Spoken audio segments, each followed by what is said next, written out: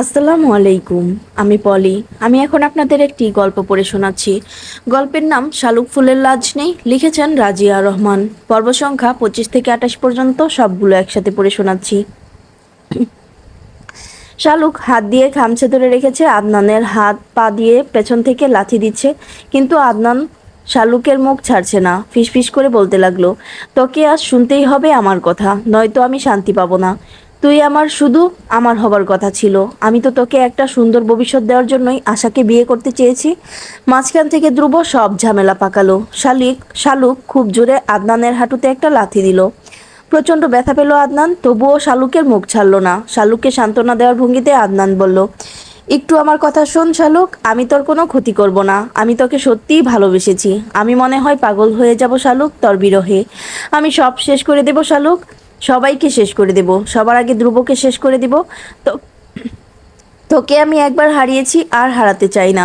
বিশ্বাস কর, আমি তোকে অনেক সুখে রাখবো। ধ্রুবর ঘুম ভেঙে গেল হঠাৎ করেই। বুকের ভেতর কেমন কেঁদে উঠল ঘুমের মধ্যেই। তড়াক করে ধ্রুব লাফিয়ে উঠে বসলো বিছানায়। শীত লাগছে, অথচ সে গায়ে কম্বল দেয়নি। এজন্যই কি ঘুম ভেঙে গেছে? ভেবে পেল না ধ্রুব। ফোন চেক করে দেখে আধা ঘন্টা আগে শালুক কল দিয়েছে। ধ্রুব কল ব্যাক করলো শালুককে। রিং হতে থাকলো, কিন্তু শালুক রিসিভ করতে পারলো না। ধ্রুবর কল দেখে আদনানের মাথা খারাপ হয়ে গেল যেন। আদনান শালুককে টেনে নিয়ে এগিয়ে গিয়ে এক হাতে শালুকের মুখ চেপে ধরে ধ্রুবর কল কেটে দিল। কল কেটে দেওয়ায় ধ্রুব 2 মিনিট অপেক্ষা করলো শালুকের কল ব্যাক করার। কল না পেয়ে আবারও কল দিল। আদনান বিরক্ত হয়ে কল আবারও কেটে দিল। এরপর ফোন অফ করে দিল। ধ্রুব হতবাক হয়ে হলো শালুকের ফোন বন্ধ পেয়ে। কথা কথা না বলে শালুক তো ফোন রেখে দেওয়ার মানুষ না। তারপর এখন কিনা ধ্রুবর কল কেটে দিয়ে সে ফোনের সুইচ অফ করে দিয়েছে। ধ্রুবর বুকের ভেতর জ্বলতে লাগলো। কি হয়েছে শালুকের? শাপলার ফোন নেই যে শাপলাকে কল দিবে। উপায় না পেয়ে ধ্রুব দাদাকে কল দিল। কেন জানি তার বুকের ভেতর খচখচ করছে একটা সন্দেহ। নুরুল ইসলাম সাহেব এত রাতে নাতির কল পেয়ে অবাক হলেন। ধ্রুব সোজা বলল, দাদা এখনই উপরে যান, শালুকের সাথে আমার এই মুহূর্তে কথা বলতেই হবে। চশমা চোখে দিয়ে ধ্রুবর দাদা ফোন নিয়ে উপরে গেল। প্রথমে শাপলার রুমে দরজা নক করলো। ঘুম থেকে জেগে শাপলা দরজা খুলে দাদাকে দেখে অবাক হয়ে গেল। হাই তুলতে তুলতে বলল, কি হয়েছে দাদা? দাদা জিজ্ঞেস করলেন, শালুক কই? ধ্রুব কল দিয়েছে কথা বলতে। শাপলা আড়মোড়া ভেঙে বলল, ও তো আজকে ওর রুমে শুয়েছে, আমি ডাকছি, চলেন। ধ্রুব লাইন থেকে সব শুনতে লাগলো। বুকের ভেতর ধুকপুক করতে লাগলো ধ্রুবর।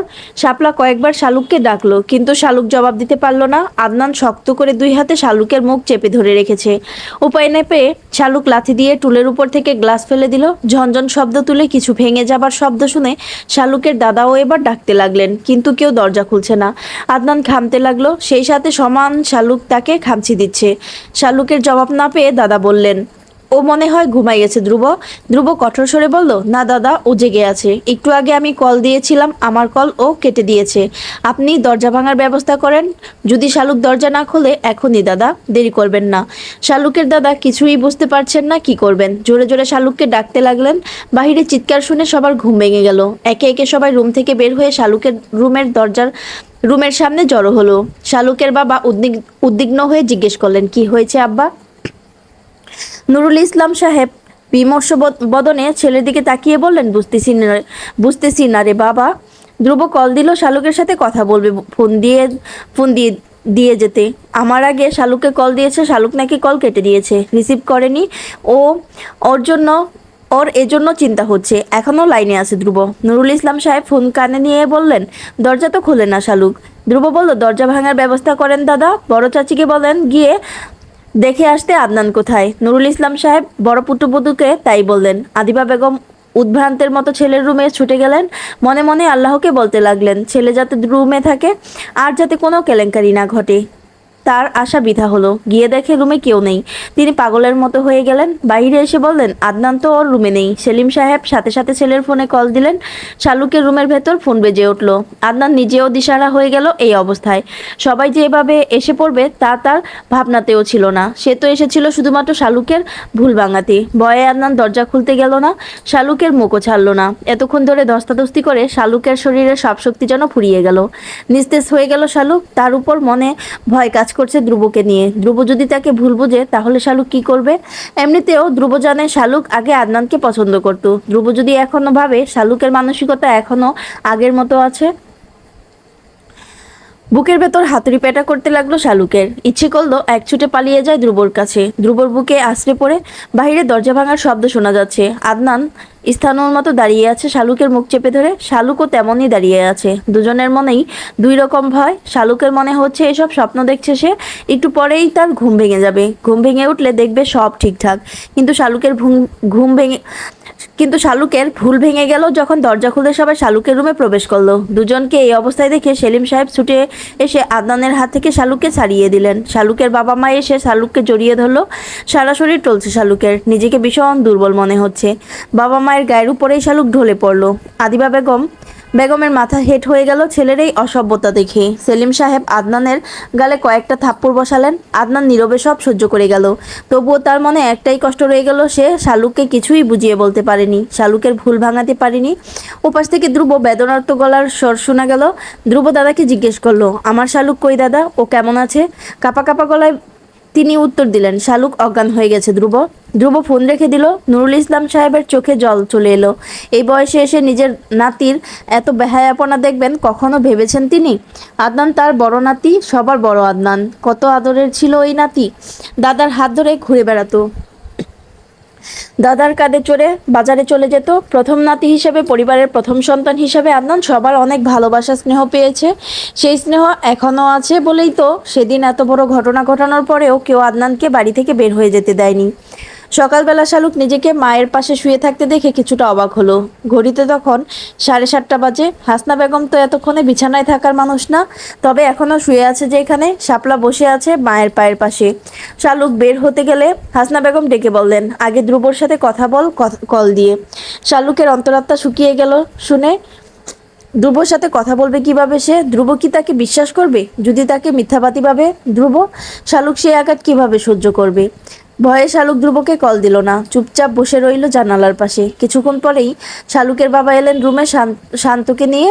শান্ত আজ সকাল সকাল উঠে গেছে ঘুম থেকে। পাশে মাকে না দেখে অস্বাভাবিক আচরণ করছিল। স্ত্রীকে শুয়ে থাকতে দেখে ফয়েজ আহমেদ জিজ্ঞেস করলেন, কি হয়েছে তোমার? আজ রান্না করে গেলে না যে? হাসনা বেগম বিছানায় উঠে বসলেন, কড়া স্বরে বললেন, কেন একদিন বান্দিগিরি করছি না বলে কি বুকের ভেতর খচখচ করছে নাকি? বিয়ে করে তো বউ আনুনি, বান্দি এনেছো। 24 ঘন্টা 7 দিনে যে চাকরির মতো চরকির মতো ঘুরে। আত্মসম্মানহীন এক নারী আমি, নিজেকে নিজের ঘেন্না হয় আজ। ফয়েজ আহমেদ কিছুই বুঝতে পারলেন না। শান্ত কান্না করে বলল, নাস্তা দাও, খাবো। হাসনা বেগম এক অপ্রত্যাশিত কাজ করে ফেললেন, ছেলের গালে একটা চড় মারলেন। শাপলা শালুক তার বাবা হতভম্ব হয়ে গেল হাসনা বেগমের এই ব্যবহার দেখে। শান্ত দিঘির জলের মতো নীরব থাকা এই মানুষটা আজ এত রেগে আছে কেন? হাসনা বেগম স্বামীর দিকে তাকিয়ে বললেন, কোনোদিন এই চিন্তা মাথায়ও আনেনি, কিন্তু আজ বলতে বাধ্য হচ্ছি। তুমি এই মুহূর্তে আব্বাকে গিয়ে বলবে আমরা আলাদা হয়ে যেতে চাই। এই এক ছাদের নিচে আমি আমার মেয়েদের নিয়ে কিছুতেই থাকবো না আর। আমার ফুলের মতো নিষ্পাপ মেয়েটার জীবন শেষ হয়ে গেছে। আমার আরেকটা মেয়ের জীবন এখানে থেকে কোনো বিপদে পড়ুক, আমি তা চাই না। এই বাড়িতে আমি আর থাকবো না যতক্ষণ না তুমি আমাদের নিয়ে বাড়ি ছেড়ে বের হবে। আমি এবং আমার সন্তানেরা কেউই এক গ্লাস পানিও মুখে দিব না এই বাড়ির। ফয়েজ আহমেদের মাথা ভনভন করে ঘুরতে লাগলো। কি বলছে হাসনা এসব? উঠে দাঁড়িয়ে তিনি বললেন, পাগল হয়ে গেছো তুমি? কি বলছো বুঝতে পারছো? তুমি নিজে থাকতে পারবে কখনো? সংসার, শ্বশুর শাশুড়ি, ননদ যাদের ছেড়ে বাবার বাড়ি গিয়ে তুমি 2 দিনের বেশি 3 দিন কখনো থাকতে পারোনি। সবসময় বলতে এদের ছাড়া তোমার দম বন্ধ লাগে। সে মানুষ কিভাবে এসব বলছে? হাসনা বেগম শান্ত স্বরে বললেন, তখন আমি জানতাম না আদর যত্ন করে কালসাপ পুষছি, যে কিনা আমার মেয়েদের উপর ছবল দিবে। একবারে সে আমার মেয়ের চরিত্রে দাগ লাগাতে পারেনি, এজন্য আবারও চেষ্টা করেছে। আজও যখন পারেনি আবারও চেষ্টা করবে সে। আমি আর এরকম কিছু চাই না আমার মেয়েদের জীবনে। তোমার যদি মেয়েদের জন্য কোনো চিন্তা না থাকে তবে তুমি থাকো এখানে। আমি ওদের 3 জনকে নিয়ে বের হয়ে যাব এক কাপড়ে। ফয়েজ আহমেদ দিশেহারা হয়ে গেলেন, তার মাথায় কিছু আসছে না। স্ত্রী যা বলছে তা কোনো দিক থেকে ভুল না, কিন্তু এভাবে যৌথ পরিবার থেকে চলে যাওয়া তাও তার মন মানছে না। ফয়েজ আহমেদ বের হয়ে যেতেই হাসনা বেগম ছেলেকে জড়িয়ে ধরে কেঁদে উঠলেন। শালুক মায়ের সামনে গিয়ে বলল, কেন এরকম করছো মা? তুমি কি পারবে থাকতে? হাসনা বেগম কান্নার জন্য কথা বলতে পারলেন না। হাউমাউ করে কাঁদতে কাঁদতে বললেন, আমার 20 বছর ধরে সাজানো সংসার মায়া মমতা ভালোবাসা দিয়ে সাজিয়েছি। 3জন মিলে কখনো ওনাদের যা ভাবিনি, বোন ভেবেছি, ছেলে মেয়েদের নিজের সন্তানের মতো ভেবেছি। আজ সব ছেড়ে যাবার কথা বলছি কি অল্প কষ্টে? আমার মেয়েদের এরকম একটা পরিবেশে আমি আর রাখতে চাই না। এখানে থাকলে ধ্রুব কিছুতেই আর শালুককে আসতে দিবে না এই বাড়িতে। আমি চিনি ধ্রুবকে, যেখানে একবার তার অসম্মান হবে সেখানে সে দ্বিতীয়বার আসবে না। আজকে এই ঘটনার পর ধ্রুব কিছুতেই আর আসবে না বাড়িতে, শালুককেও আসতে দিবে না। বাকিটা জীবন আমার মেয়েকে এভাবে থাকতে হবে। আর শালুকের সাথে এরকম করেছে, পরের বার যে শাপলার সাথে এরকম হবে না কে নিশ্চয়তা দিবে? ফয়েজ আহমেদ নিচে গিয়ে বাবাকে ডাকলেন। তিনি নিজেও বুঝেছেন এটা এই বাড়িতে থাকলে শালুককে আর এই জীবনের জন্য দেখবে না। ধ্রুব কখনোই শালুককে এখানে পাঠাবে না। সব ভেবে ফয়েজ আহমেদ বাবাকে বললেন আজকে এই মুহূর্তে তিনি স্ত্রী সন্তান নিয়ে বাড়ি থেকে চলে যেতে চান। নুরুল ইসলাম সাহেব নরম স্বরে বললেন, বেশ, যা তোমাদের ভালো মনে হয় তাই করো। যদি মনে হয় আমার নাতনিদের জন্য এতেই ভালো হবে, তবে আমি তোমাদের কিছুতেই বাধা দেব না। আদিবা বেগম কাপে চা ঢালতে ঢালতে সব শুনলেন। তার হাত পা কাঁপতে থাকলো, কিন্তু বাধা দেওয়ার মতো সাহস পেলেন না। কিভাবে বাধা দিবেন তিনি? একটা হাসি খুশি যৌথ পরিবার ভেঙে যেতে দেরি হলো না। কেউ কাউকে দোষারোপ করতে পারলো না, অভিযোগ করতে পারলো না। ধ্রুব কল দিল কিছুক্ষণ পর। শালুকের সারা শরীর কেঁপে উঠলো। কোনো মতে উঠে ফোন রিসিভ করলো। ধ্রুব নরম স্বরে বলল, শরীর কেমন এখন তোমার? শালুক কোনো মতে জবাব দিল, ভালো আছি এখন। ধ্রুব কোমল গলায় বলল, আমাকে বলতে বলেছি না শালুক, কোনো সমস্যা হলে? গতকাল আদনান তোমাকে রাস্তায় যখন বিরক্ত করেছে, কেন আমার কাছে লুকিয়ে গেলে তখন? আমি বলেছি না আমার কাছে বলতে কোনো সমস্যা হলে? আর যদি কোনো বিপদ হতো শালুক, আমি কিভাবে বাঁচতাম? কাকে নিয়ে বাঁচতাম আমি শালুক? তোমাকে আমি বলেছি না আমার আর কেউ নেই তুমি ছাড়া, আমার এই পৃথিবী অন্ধকার তোমাকে ছাড়া। তবে কেন আমার কাছে লুকিয়ে গেলে? আমাকে কথা দাও শালুক, আর কখনো আমার কাছে এরকম কিছু লুকাবে না যা তোমার ক্ষতির কারণ হতে পারে। শালুক কেঁদে ফেললো। ভেবেছিল ধ্রুব তাকে ভুল বুঝবে। এখন ধ্রুবর কথা শুনে শালুকের ভয় কেটে গেল। ঝরঝর করে কেঁদে উঠল শালুক। জীবনে এরকম এরকম বোঝার মতো একটা মানুষ থাকলে আর কি লাগে সুখী হতে। শালুক কথা দিল আর কখনো কোনো কথা সে লুকিয়ে যাবে না, তার বিপদের কারণ হতে পারে। নিজেদের সব জিনিসপত্র গুছিয়ে নিয়ে হাসনা বেগম অপেক্ষা করতে লাগলেন ভ্যান আসার। জিনিসপত্র তেমন কিছু না, জামা কাপড়, বই খাতা, নিজের কিছু হাঁড়ি পাতিল। আদিবা বেগম শক্ত হয়ে বসে আছেন চেয়ারে। হাসনা বেগমের বাড়ি থেকে চলে যাবার সিদ্ধান্ত জানার পর থেকে তার মন ভীষণ উতলা হয়ে আছে। একবার ছেলের ঘরে গিয়ে অত্যন্ত বিশ্রীভাবে কিছু কথা বলেও এসেছেন তিনি, কিন্তু শেষ পর্যন্ত হিসেব করে দেখলেন মেয়ে দুটোকে ভালো রাখতে হলে এর চাইতে উত্তম সিদ্ধান্ত আর কিছু নেই। আদনানকে বাড়ি থেকে তাড়িয়ে দিতে চাইলেই কি আদনান যাবে? তার যদি লজ্জা থাকতো তবে সে প্রথম দিনে এরকম ঘটনা ঘটার পরই লজ্জায় অপমানে চলে যেত বাড়ি থেকে, কিন্তু সে যায়নি। কোথাও ঘাট হয়ে বসেছিল। আর যদি যায়ও এখন বাড়ি ছেড়ে, তবুও কতদিন? 2 মাস, 3 মাস, 4 মাস, 1 বছর? সেই তো বাড়িতে সে আসবেই। তখনও যদি ওর স্বভাব ভালো না হয়, একই বাড়িতে থাকলে ও যদি আবারও এরকম প্রতিশোধ পরায়ণ হয়ে কারো কোনো ক্ষতি করে। শাপলা শালুককে তিনি নিজের মেয়ের মতো দেখেছেন। আফিফা আর ওদের মধ্যে কখনো কোনো বিভেদ করেননি, যেমনই ব্যবহার করেছেন হাসনা তার ছেলে মেয়েদের সাথে। 3 বোনের মতো ছিলেন। কেউ কখনো কারো বাচ্চাকে বাঁকা চোখে দেখেনি। সেখানে শাপলা শালুকের কোনো ক্ষতি হলে তার কলিজায় গিয়ে লাগবে, এটাই স্বাভাবিক। আর এটা স্বাভাবিক বলেই তেমনি হাসনা বেগম আদনানকে বাড়ি থেকে বের করে দেওয়ার জন্য কাউকে বলছেন না।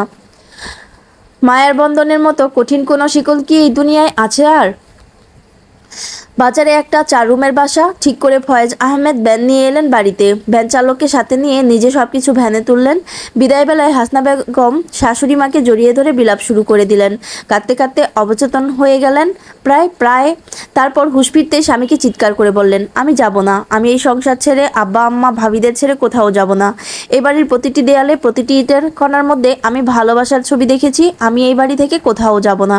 নুরুল ইসলাম সাহেব পুত্রবধূর সামনে দাঁড়িয়ে বললেন, পাগলামি করো না বৌমা, আমাদের সবার জন্য ভালো হবে এটা। আমার নাতনিরা নিরাপদে থাকবে। হাসনা বেগম বললেন, আমি পারবো না আব্বা, আমি মরেই যাব। একা একা আমি থাকতে পারবো না। রোজ সকালে সবার জন্য নাস্তা বানানো, মায়ের সুপারি কেটে দেওয়া, সবাইকে বেড়ে খাওয়ানো, অলস বিকেলে সবাই মিলে গল্প করা, কাজ করা নিয়ে ফরিদার সাথে অভিমান করা, বড় ভাবি রান্না করে দেরিতে আসলে মুখ ফুলিয়ে রাখা, মায়ের জন্য অল্প ঝালে অল্প মশলায়। আমি ছাড়া কে রান্না করবে আব্বা? বড় ভাবির মাথা ব্যথা শুরু হলে আমি না থাকলে কে তার মাথা মালিশ করে দেবে?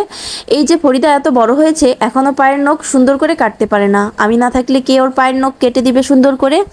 রাত বিরেতে ছেলেমেয়েরা পড়তে বসলে যখন বলবে ছোট চাচির হাতে নুডলস খাবো, পাস্তা খাবো, তখন কে বানিয়ে দিবে ওদের? বড় ভাবির চুলার পাশে বেশিক্ষণ থাকতে পারেন না, গরমে তার মাথা ব্যথা করে।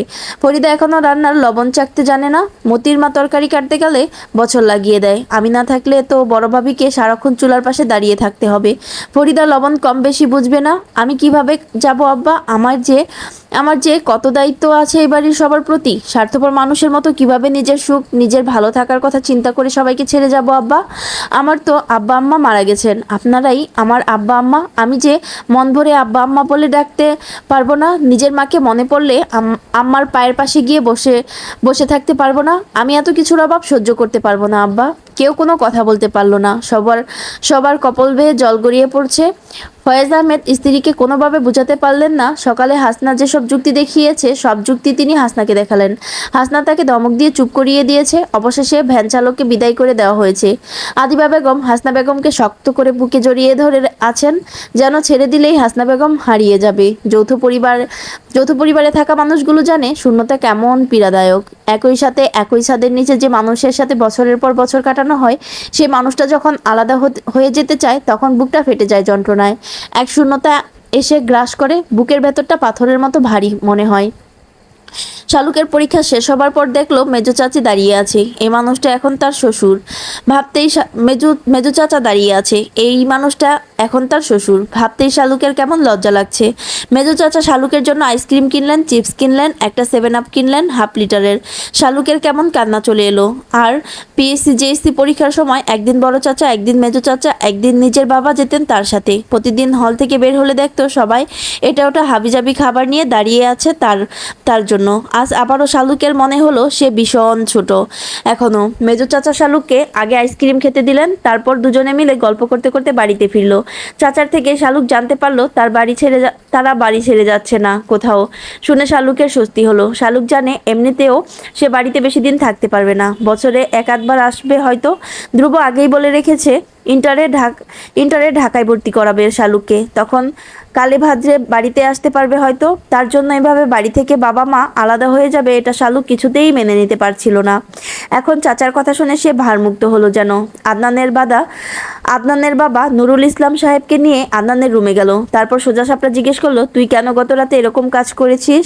তার স্পষ্ট কারণ বল এই মুহূর্তে। তা যদি না বলিস তবে আমি নিজ হাতে তোকে পুলিশের হাতে তুলে দেব, নারী নির্যাতনের মামলা দিয়ে।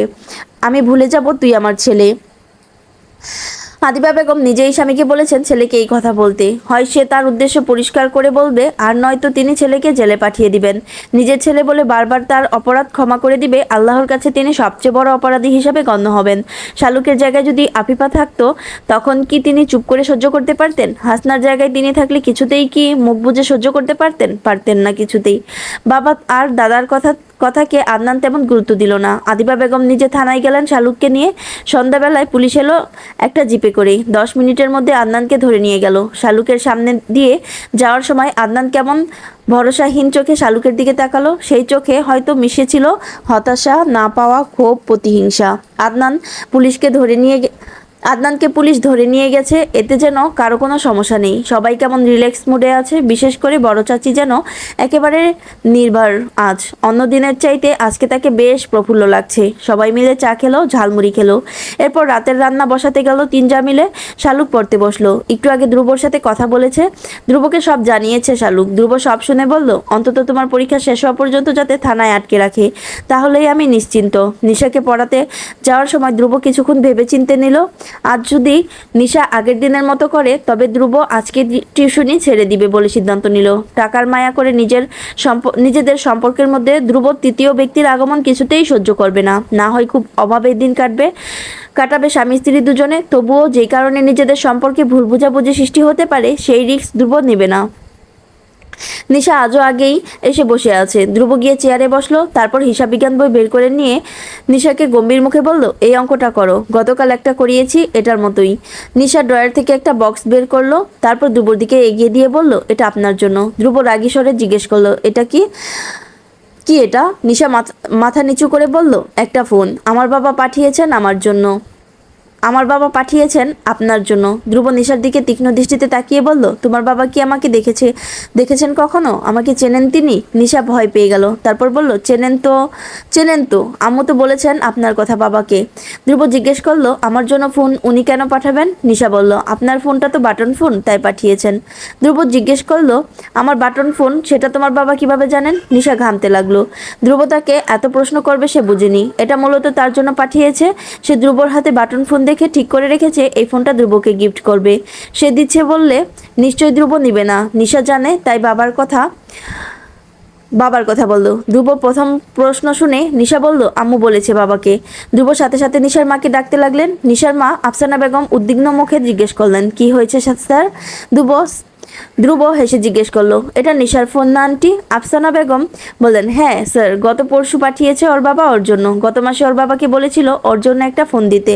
নিশা ভয়ে চমকে উঠলো, তড়িঘড়ি করে বলল, কি বলছো আম্মু? এটা তো তুমি বলেছিলে বাবাকে স্যারের জন্য একটা ফোন পাঠাতে, স্যারের হাতে একটা বাটন ফোন দেখে।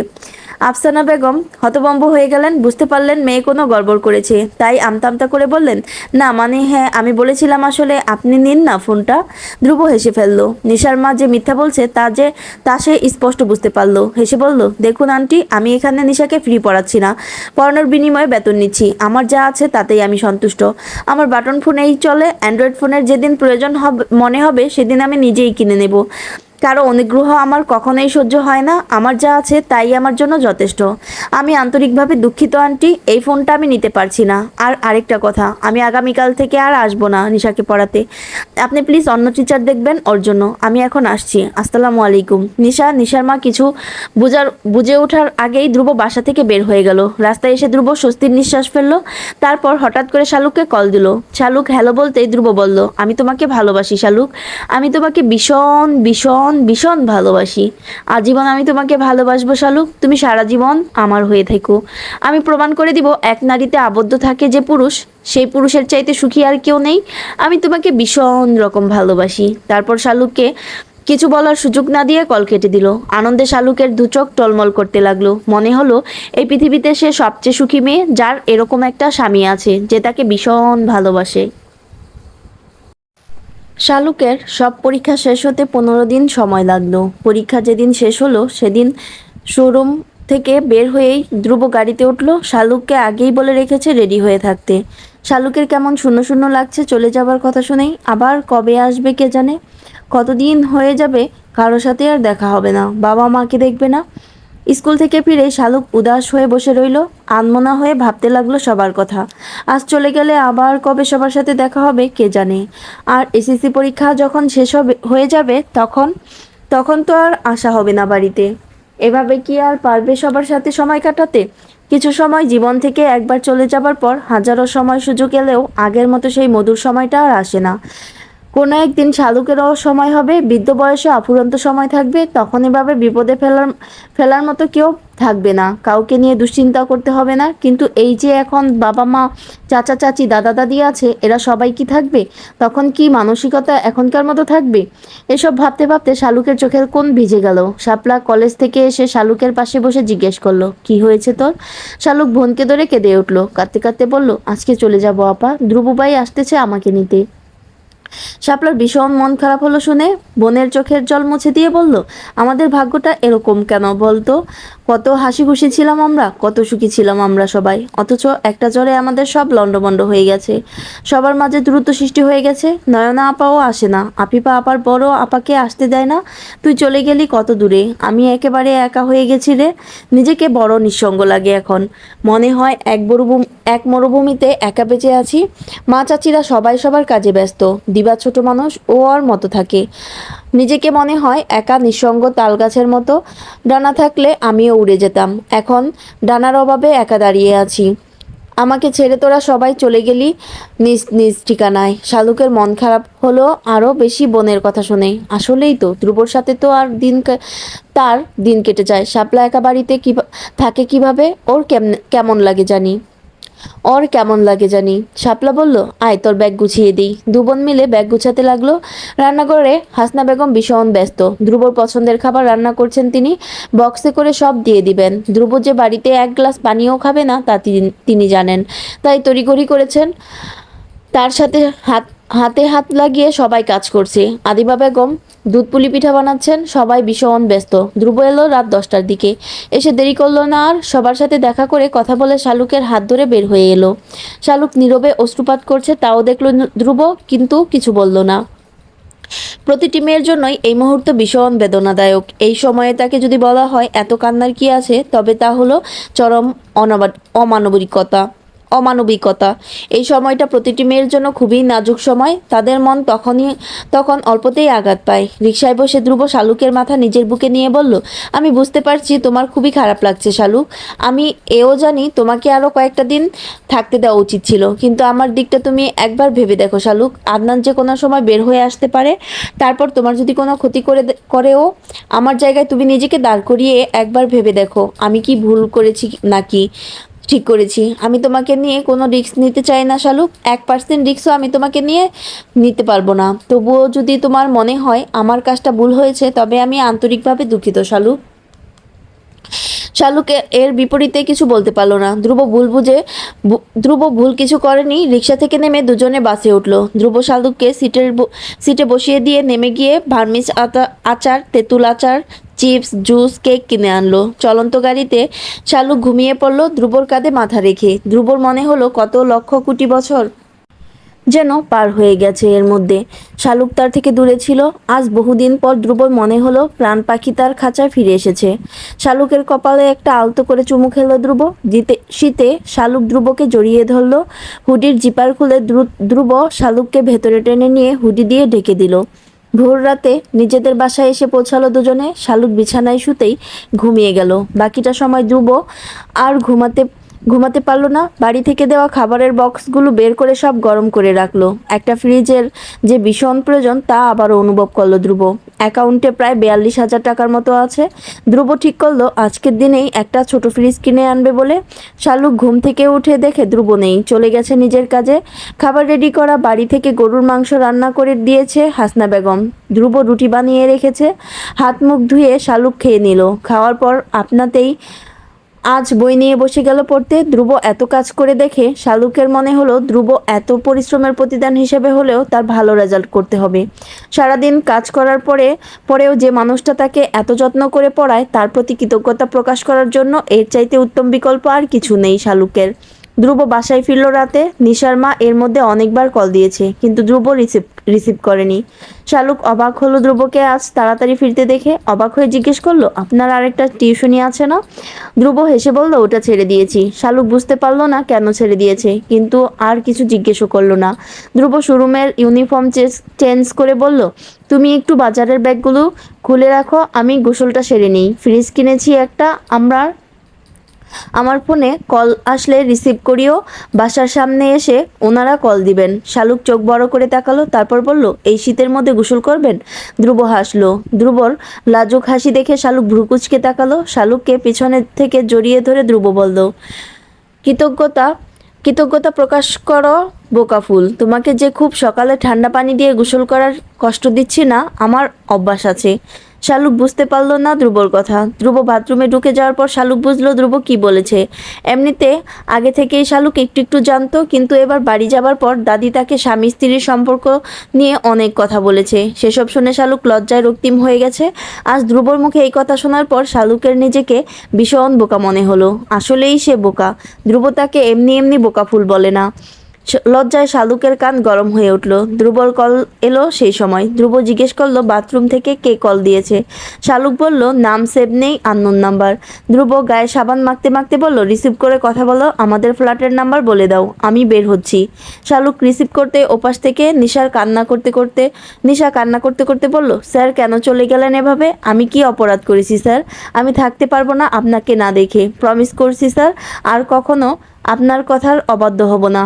আপনার যেভাবে পছন্দ আমি সেভাবে চলবো। আম্মু আমাকে খুব বকেছে, আপনি আর আসবেন না শুনে। আর এরকম হবে না স্যার, প্লিজ আপনি আসুন। শালুক হতভম্ব হয়ে শুনতে লাগলো সব। ধ্রুবর স্টুডেন্ট ছেলে নাকি মেয়ে তা শালুক কখনো জানতে চায়নি। ধ্রুবও কখনো বলেনি। শালুক ভেবেছে ছেলে স্টুডেন্ট, কিন্তু মেয়ে স্টুডেন্ট জানতে পেরে শালুকের হাত পা কেমন কাঁপতে লাগলো।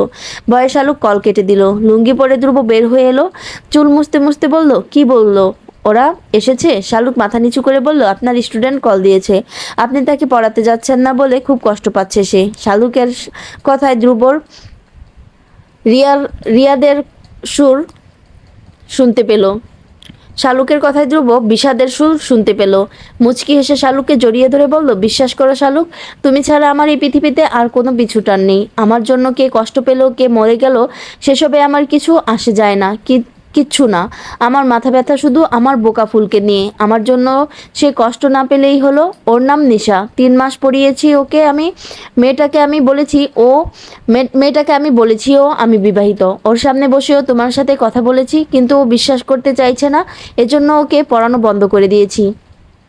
এজন্য তুমি যদি আমাকে ভুল বুঝে মন খারাপ করে থাকো, তবে আমার চাইতে কষ্ট আর কেউ পাবে না। শুধুমাত্র তোমার আমার মধ্যখানে তৃতীয় ব্যক্তি হিসাবে নিশা যাতে না ঢুকতে পারে, তার জন্য আমি ওর থেকে নিজেকে সরিয়ে দিয়েছি। এরপর আমার আর কি করার আছে বলো? শালুক ছলছল চোখে তাকিয়ে রইল ধ্রুবর দিকে।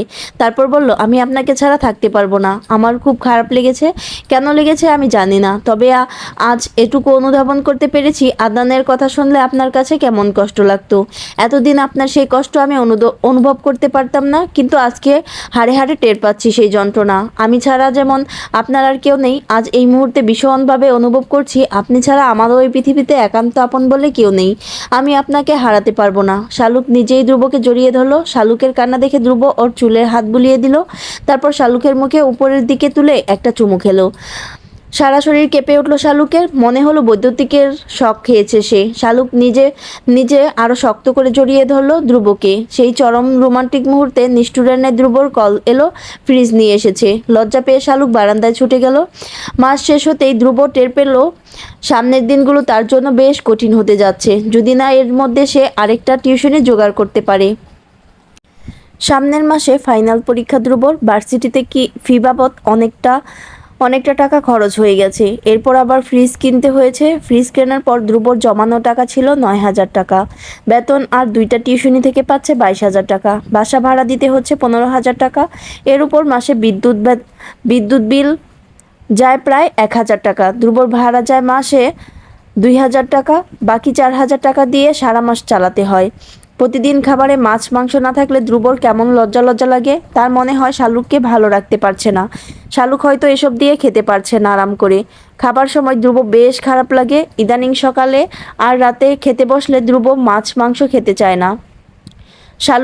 শালুক বুঝতে পারছে না ধ্রুবর সমস্যা কোথায়। বাসায় আসলে ধ্রুবর চেহারা কেমন চিন্তার ছাপ দেখতে পায় শালুক, কিন্তু কেন এত চিন্তা করছে ধ্রুব সেটাই বুঝে উঠতে পারছে না শালুক। ধ্রুবর এই চিন্তিত চাহনি শালুকের সহ্য হচ্ছে না। ভীষণ কান্না পায় শালুকের ধ্রুবকে এভাবে বিমর্ষ হয়ে থাকতে দেখলে।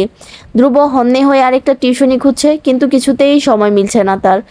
দুর্মূল্যের বাজারে 4,000 টাকায় নিজেদের সংসার চালানো ধ্রুবর জন্য কঠিন হয়ে পড়েছে। রাতে ধ্রুব বাসায় এলে শালুক আজ মুখ ফুলিয়ে রাখলো। বিকেলে শালুক নিজেই রান্না করেছে। প্রতিদিন মাছ মাংস খেতে খেতে শালুকের কেমন অরুচি ধরে গেছে খাবারে। শালুক আজ আলু ভর্তা, সিম ভর্তা, ডাল ভর্তা, ডিম ভর্তা, বেগুন ভর্তা, টমেটো ভর্তা, পেঁয়াজ মরিচ দিয়ে ডিম ভেজে নিল। বিকেল ধরেই আস্তে আস্তে এসব আয়োজন করেছে শালুক। আর শালুকের এই আয়োজনে সবচেয়ে বড় সহায়ক ছিল ইউটিউব। মায়ের থেকে শুনেছে বাহারি রকমের ভর্তা, খুদের ভাত ধ্রুবর ভীষণ পছন্দ। সেটা দেখেই শালুক ইউটিউব দেখে ভর্তা রেসিপি দেখতে লাগলো। দেখে তার নিজেরও ইচ্ছে হলো ভর্তা দিয়ে ভাত খেতে। তার উপর কয়েকদিন ধরেই মাছ মাংস খেয়ে শালুকেরও অরুচি এখন। ধ্রুব বাসায় এসে চেঞ্জ করে নিল। শালুকের গম্ভীর মুখখানা দেখে শঙ্কিত হয়ে গেল। শালুকের চিবুক তুলে ধরে জিজ্ঞেস করলো, কি হয়েছে, শরীর খারাপ লাগছে? শালুক মাথা নাড়িয়ে জানালো, না। ধ্রুব আবারও জিজ্ঞেস করলো, কি হয়েছে? শালুক বলল, কিছু হয়নি, এমনি ভালো লাগছে না। ধ্রুব তারিখ হিসেব করলো। বাড়ি থেকে এসেছে বেশ কয়েকদিন হয়ে গেছে। কে জানে, হয়তো বাড়ির কথা মনে পড়ছে। ধ্রুব জিজ্ঞেস করলো, বাড়ির জন্য মন খারাপ লাগছে শালুক? বাড়ি যেতে চাও? শালুক আগের মতো গম্ভীর হয়ে বলল, না। ধ্রুব আবারও চিন্তা করলো কিছুক্ষণ। তারপর আস্তে করে জিজ্ঞেস করলো, তোমার কি অন্য সমস্যা হয়েছে? ন্যাপকিন শেষ হয়ে গেছে? শালুক লজ্জা পেল না মোটেও, তেমনি আগের সুরে বলল, না। ধ্রুব আর ভেবে পেল না তাহলে কি হতে পারে। শালুকের পাশে বসে পড়ল ধ্রুব। শালুকের বাম হাতের আঙ্গুল নিজের ডান হাতের আঙ্গুলের মধ্যে রেখে বলল, কি হয়েছে তাহলে শালুক? এভাবে মন খারাপ করে আছো কেন? তোমার মন খারাপ হলে আমার পুরো পৃথিবী অন্ধকার মনে হয়। তোমার মুখের হাসি আমার পৃথিবীকে আলোকিত করে তোলে। জেনেও কেন তুমি এরকম করে আছো বলো? সারাদিন পরে বাসায় এসে তোমার মলিন মুখ দেখলে মনে হয় আমি বুঝি ব্যর্থ, রাজকন্যাকে রাজরানীর মর্যাদা দিতে পারছি না, নিজেকে ভীষণ তুচ্ছ মনে হয়। শালুক শালুক ধ্রুবর দিকে তাকিয়ে বলল, এই যে কয়েকদিন আপনি মন খারাপ করে থাকেন, আপনার হাসির আড়ালে ফুটে ওঠে গভীর চিন্তা, তখন আমার কেমন লাগে। আপনি তো সারাদিন বাহিরে থাকেন, কাজে ব্যস্ত থাকেন, আমার সময় কিভাবে কাটে বলেন? আমার পড়া শেষ হয়ে গেছে সব বিষয়, বই নিয়ে বসলে আপনার চিন্তিত চাহনি ভেসে ওঠে মনের পর্দায়। সারাদিন ধরে অপেক্ষায় থাকি কখন আপনি বাসায় আসবেন, আমি চাতকের মতো আপনার অপেক্ষায় বসে থাকি, কিন্তু আসলে দেখি আপনার চিন্তাযুক্ত মুখ, তখন আমার অবস্থা কেমন হয় তা ভেবে দেখছেন আপনি?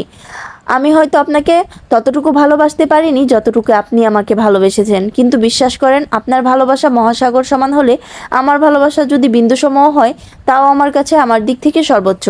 সেখানে আমারও ঠিক এরকম কষ্ট হয়। আমি আপনাকে বলতে পারি না, ভাবি আজ না হয় কাল ঠিক হয়ে যাবে, কিন্তু বিগত কয়েকদিন ধরেই দেখছি এই অবস্থা, আমার আর সহ্য হচ্ছে না। ধ্রুবর বুকের ভেতর মোচড় দিয়ে উঠল। শালুককে বুকে নিয়ে বলল, আমার বোকা ফুলের যে আমার জন্য এত কষ্ট হয় তা তো আমি আগে বুঝিনি। বুঝলে কিছুতেই তাকে এই কষ্ট করতে দিতাম না আমি। এই যে দেখো, আমি এখন হাসছি, আর এরকম হবে না।